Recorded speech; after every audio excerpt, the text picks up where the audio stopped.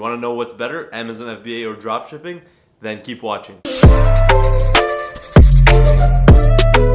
If you're considering starting an online business, you may have heard of two popular methods, Amazon FBA and dropshipping. This is me running a brand new dropshipping experiment and generating $17,000 in sales in 30 days.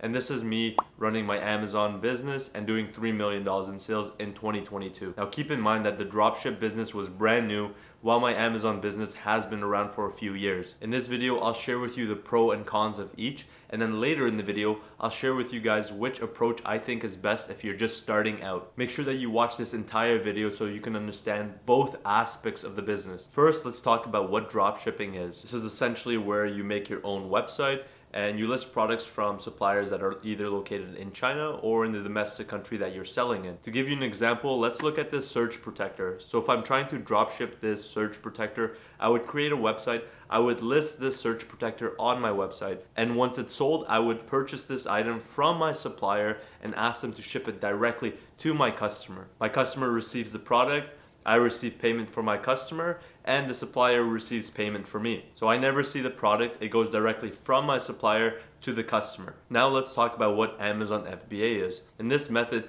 you would purchase products in bulk from your manufacturer and you would send those units directly to Amazon's warehouse. So unlike dropshipping where you would only purchase one unit of this surge protector, with Amazon FBA, you may need to purchase, let's say 500 units and send it directly to Amazon's warehouse. Once it's sold on Amazon's website, Amazon would then pick the product, they would pack it, they would ship it to the customer, they would provide all customer service, and they would handle all the returns. Both methods are a remote way of doing business, but there are some drastic differences between each, and so we're going to highlight those now. Let's start with the pros with Amazon FBA. Because Amazon handles all the fulfillment and customer service on your behalf, this gives you a lot more time to spend on your business and brand in order to grow it or to spend time with friends and family. Amazon has approximately 2.5 billion visitors every single month. That is pretty crazy. And as an Amazon FBA seller, you can benefit from this. Now, because of that crazy amount of sheer volume, it is very possible as a new seller to suddenly start doing a crazy amount of volume. And because you're sending your products to Amazon's warehouse, they cover the storage, the customer service, and the fulfillment, which means that you don't need to deal with any customers. And there is one more very big pro, but I'm going to touch up on that towards the end of this video. Now, all those Amazon FBA pros made it sound really good, so let's touch up on some of the cons. As an FBA seller, you'll be charged a storage fee, which is based on how much space you occupy at Amazon's warehouse. You'll be charged a fulfillment fee, which is the shipping, and then you'll be charged a referral fee, which is basically Amazon's commission for selling on their platform. The fee amount can change, but it's typically around 34%. Now, because with Amazon FBA, you'll be purchasing products in bulk from a manufacturer and starting your own brand, you'll need around $3,000 to $5,000 to start. Another downside is that you'll be dependent on Amazon.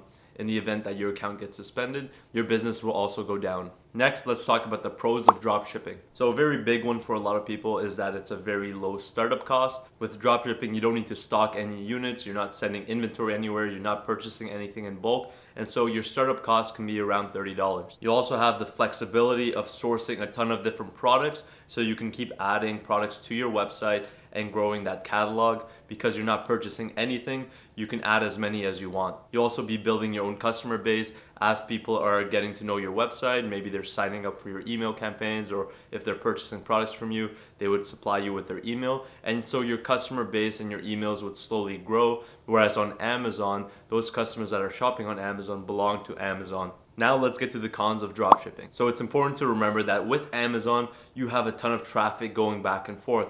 However, if you start your own dropshipping business, you'll have to create a website and nobody will know your website. And so you'll need to create content, run ads, and bring some sort of engagement and traffic to your website. And that could be pretty tough. You also need to respond to all customer messages and figure out how you're going to process returns. This can be more time consuming than Amazon FBA. You also need to learn how to build your own website, and nowadays it is pretty easy to build a website. However, you will still need to spend some time on building a nice website and from time to time changing the layout of the website to make it more approachable for customers. customers. Now, as a dropshipper, because your products are being shipped directly from your supplier to your customer, you never actually physically see the product. So you don't know what sort of quality your customer is getting, and the product that your customer gets may differ from the description that you were promised by your supplier. And so you may run into some issues like that. So now that we covered some of the pros and cons of each business, which one is better? Well, there are distinct advantages and disadvantages to both, and neither path is an easy option. However, this is the path that I would personally take. If I had $5,000 or more saved up, I would choose Amazon FBA. However, if I had less than $5,000, then I would start off with dropshipping. And the most important reason why I would start with Amazon FBA is because although there is a higher risk, I would be starting my own brand, which can be worth a lot of money down the road. So instead of selling other people's brands like you would on dropshipping, I would be creating my own brand, which would over time slowly get more recognition. This can be huge one day if you decide to sell it.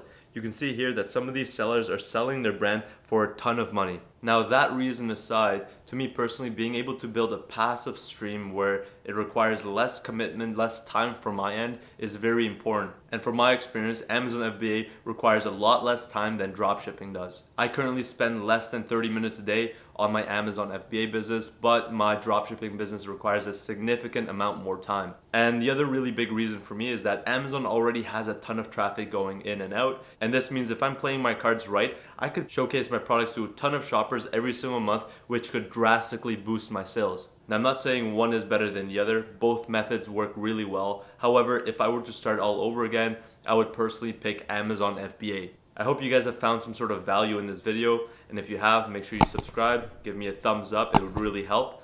And I'll see you guys at the next video.